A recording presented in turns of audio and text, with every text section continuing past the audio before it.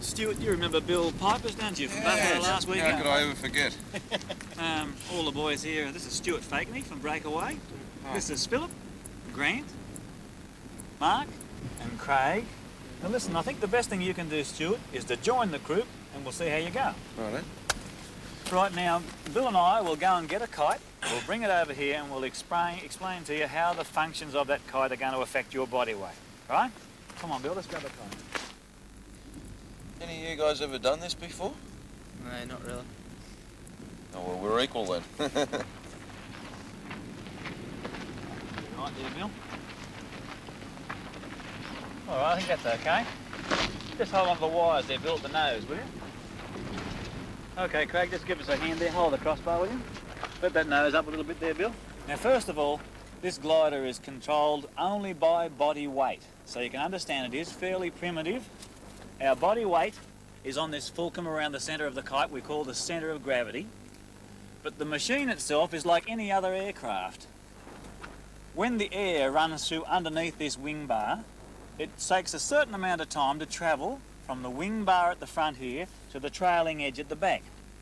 Now, as the air runs through underneath, it fills up and billows this sail to form the cut in the sail you see here now. If you let the nose get too high, let's show them, Bill. You let the nose up there, the hang glider gets more than 30% of that air coming underneath the sail, and the air that passes over the top only comes back as far as the top of the cord here and then breaks away, so it doesn't fly down the sail to meet the trailing edge. You don't get the thrust and that kite will fall out of the sky out of control. So that's a golden rule. We must not create a stall. All right, now I'm going to explain to you how this harness works. Grant, you come out the front here and we'll slip this on you and we'll explain to the other guys, especially you, Stuart, who've never seen one before, exactly how this works. Now, this is a waistcoat harness. Now, we'll put the feet in first. You step through from behind on a waistcoat harness. That one too. Okay, pull up around your legs. Put your arms in the armholes. Trussed up like a Christmas turkey, mate. Feels like. Okay, that looks pretty good. Now, let's do the strap up across the front.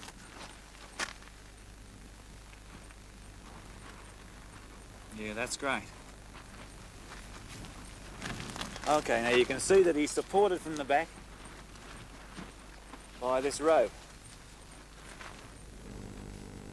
Okay, let's get you in here now, Grant. Just sit down there. Now, we're going to support you with this harness. Click that in there, and we're all ready to go, right? That'll support your body, right? All right? Just lift it up there now, Bill and Craig.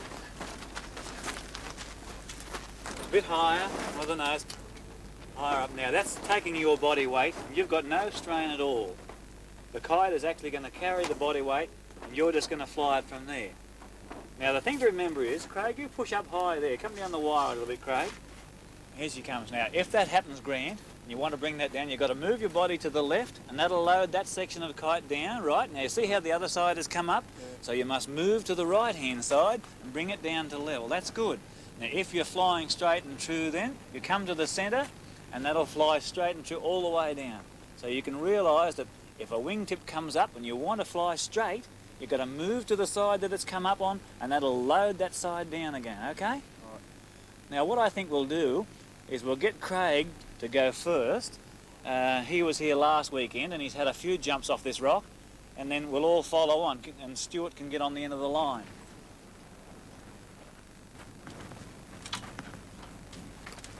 Now, I want you to run as hard as you can to the edge of the rock there, and then jump off, and I want you to hold the bar in a little bit by keeping your head right down. I'm going to hold this wingtip up for you.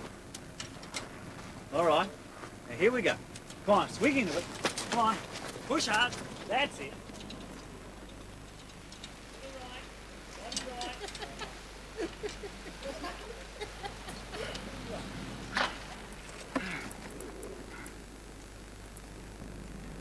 All right, Philip, now it's your turn. Now, Bill and I are going to grab you by the side wires here to throw you off fairly hard off the edge to give you a bit more airspeed, right? You'll go further along the beach. I want you to keep the kite straight into the breeze. Don't deviate. If you hear me calling out, go left or right with your body, you do that, because I'm trying to keep you straight into the breeze, right? Now put your head and shoulders down and hard forward. That's it. And put it further down. Pull head down. Right, now let's go. Body right. You're not supposed to do it like that, Bill. It's a bit steep coming up there, Bill. My word. At least the kite flies itself up. That wind's getting a bit strong, isn't it? Yeah. Listen, fellas, you better come here for a minute. I'm not happy with that last flight. The old wind's building up a little bit. And it's getting a bit blustery too. It's coming around from the right, a bit more westerly, you know. I think we'll give it a miss here now till tomorrow. And Oh, what? I know you've been waiting, but it's silly to go off and hurt yourself. Yeah, you know. right. The wind, see, it's going to If the you right. say now. we don't fly, mate, I'm not coming. Well, we'll see what the weather conditions bring tomorrow. It's fairly late at any rate. It'll give you more time to think about it, Stewie. Yes, I've had plenty of time now. No, I think it'll be much better tomorrow. It's silly to get hurt, okay? Okay, mate. Right, let's wrap it up then. You're the boss. Well, I've got one more night to get jittery, which can give a man nightmares. But hang gliding can be the sort of stuff dreams are made of. Graham's dream was to fly off Mount Buffalo in central Victoria, and he became the first man ever to do so 6 years ago. His friend Bill Piper joined him soon afterwards. Yeah, you set there? In those days, there were no controls on the sport, A little bit higher, mate. but because of the number of severe and fatal accidents, all flyers now are graded from 1 up to 4, and safety officers appointed for each club. Good. Their job is to see that no one takes on flying conditions they are not qualified to handle. Beauty. Really nice, Gray.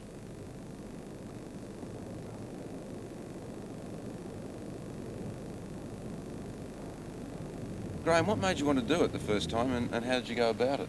You all set? Well, Stuart, we had reports, filtering through from overseas that there were fellas flying kites off hills, and after spending one season over the water, I thought I'd like to give it a try. So I rang up Bill Moyes in Sydney, and Bill, being the father of flying in Australia, he said, if you're going to run straight off a high mountain, he said, what I'd do, Graham, he said, I'd build a series of railway tracks, he said, and get inside the railway track with a pram, he said, and go down the railway track and jump off at the end, I thought about this very seriously for a while, but I could see a lot of complications coming into it. That sounds very hairy. Well, it did to me too. It was all right for Bill on the other end of the phone, but I decided to give it a go. Did you actually use a pram then? No, I decided not to use a pram in a railway track. There was too much mechanical devices as far as I was concerned. I decided to go it alone and just run straight off the cliff. And it worked.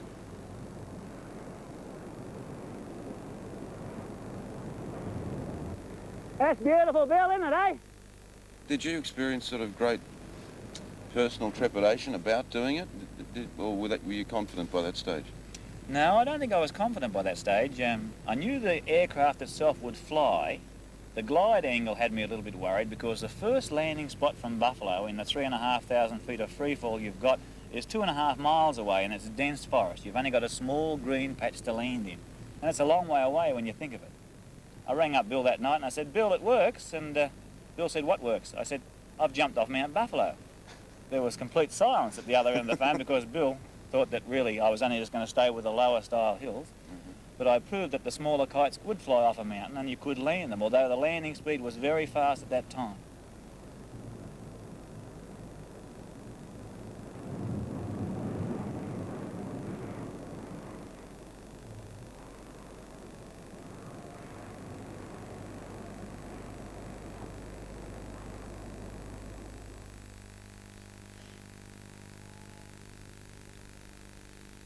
Well, here we are the following day, and because of different conditions, namely a lighter breeze from a different direction, we've changed to this side of the weir, over near the Bathanga Gap, and Graham's son Craig, being the lightest of the flyers, is going to test the wind for us. Okay, let's take it down the hill a bit. You right there, Phil? Yep.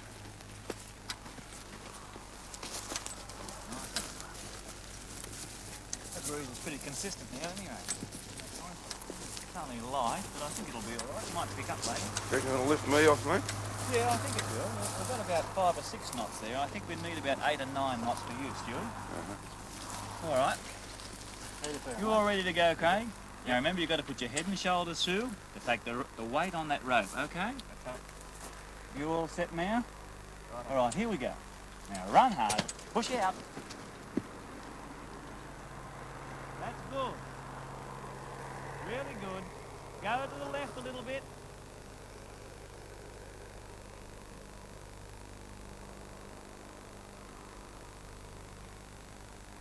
Really good, Craig. Nice wang. Did you see that, Stuart? Yeah, it wasn't bad. Yeah, he's gained about 50 feet of height there. Of course, he's lighter than you are, so you're going to find that you're only going to be up about 25 feet there. It's a good hill now. 25 feet off the ground. Yeah, 25 feet won't hurt you. That's You'd really have a good. nasty fall from that height. Oh, no, not today. That's very gentle today. Fair enough. I think it'll be all right, but you'll have to run a little bit faster than Craig did just to get off the ground, right? Yeah. So remember that. So you still do that same thing of holding the bar back, and then as you actually lift off, you push it out a fraction? Yeah, that's right. That's what you've got to do. You're going to have to hold that bar in, pull forward with your shoulder, so you're actually holding the angle of attack down with the kite, and you run very hard at first, then you ease your hands out. Now, when you ease your hands out, the nose comes up, and the kite will take flight. Well, it sounds easy, but let's see how my classmates get on first.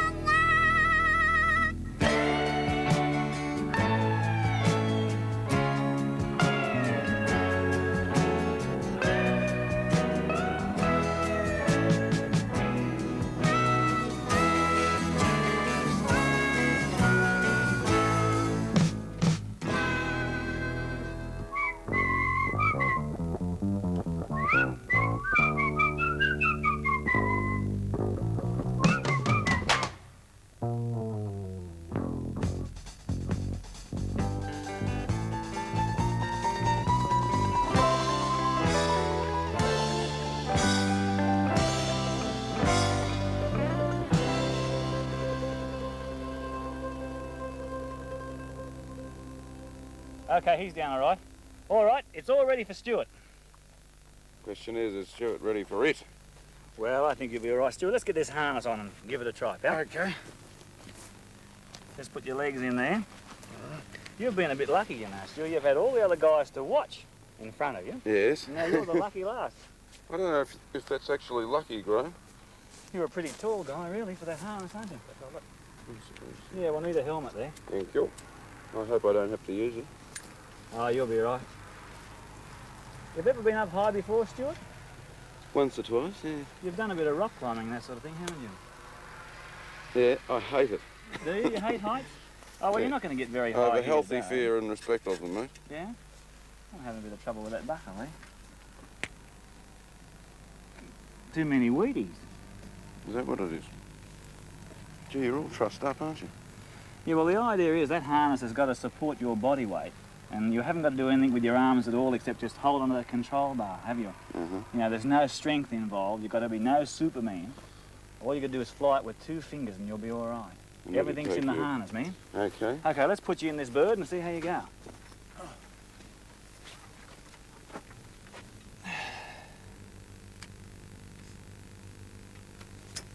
Right, now you're all quick